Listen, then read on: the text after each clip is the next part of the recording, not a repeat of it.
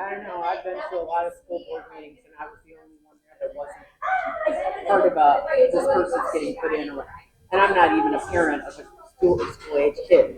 And I mean, for months, I was the only one there. So when you're building up to those things, so you know there's an issue. You want to address this I issue. just don't know if you can handle it locally because the state is controlling the local. But and everything starts small. That's the other thing, don't give up just because you only got, look at the small group here. I drove 2 hours to come here. I called Teresa before I came yesterday and I said, how many tickets have you sold? I didn't realize it was a free event. She says it's a small crowd. I don't care if it's a small crowd. If there's 5 people sitting here and willing to listen and take my advice on how to get these things done, I'm going to come and talk to you, because 5 people can turn into 100 people real quick. Understand though too, what Cindy's given us is general information. One size doesn't fit all. That's what they do in a centralized democracy. We're a republic. What you have to do is take that general information, look at your specific situation, and strategize using that general information for specific things that need to be done. That's something you've been very, very bad at. Well, Yes. and the other thing is, just remember, I was told from the beginning, I don't know why you're bothering to do this. I don't know why you're bothering to look at all the records at every single meeting and to go back every single month and tell them what you found and do this, because it's not going to change anything. There's nothing you can do about it.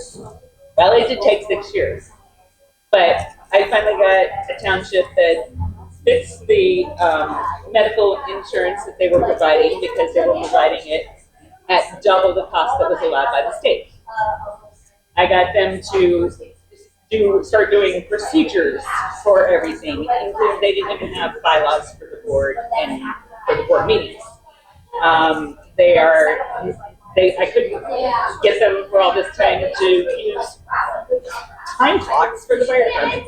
They're now in there with their time clock in there, and they're getting the firemen used to clocking in on this machine, and then it's going to go live.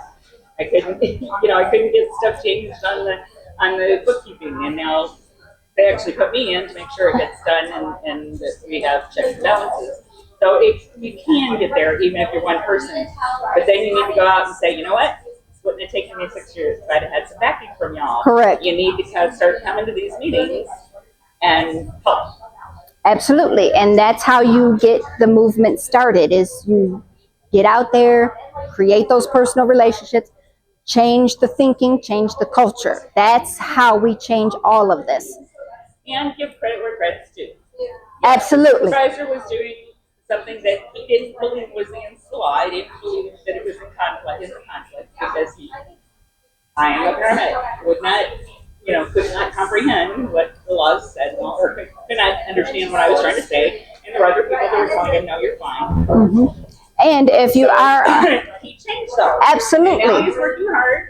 He's there every day and living for at least part of the day, and he's doing the right thing.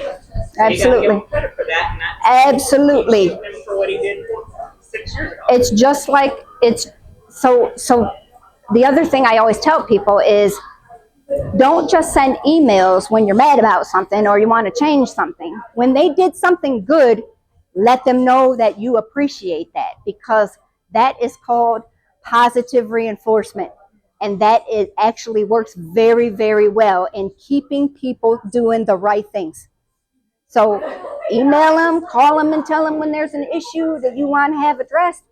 But also, when they do something good, call them and email them and tell them thank you. So, but that also goes back to that personal relationship. If you have a personal relationship with that legislator, naturally you're just going to do those things because you have that relationship. And I'm glad you didn't give up. Sometimes, listen, there's a lot of times throughout the whole political activism that we just weren't successful. But do we give up and walk away? What happens if we just give up and walk away? Nothing changes. If we can change one or two things out of 10, we've done something. We've made a change. We've started the process to head in the right direction.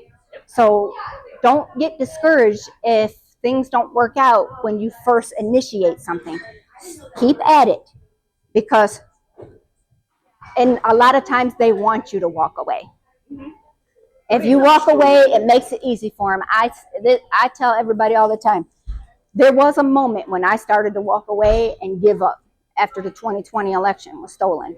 I said, if they are capable of doing something like this, what difference are we making?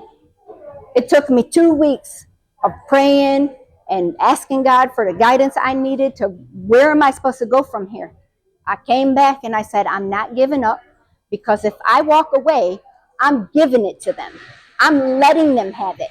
And I'm not built like that. I can't do it. So here I am.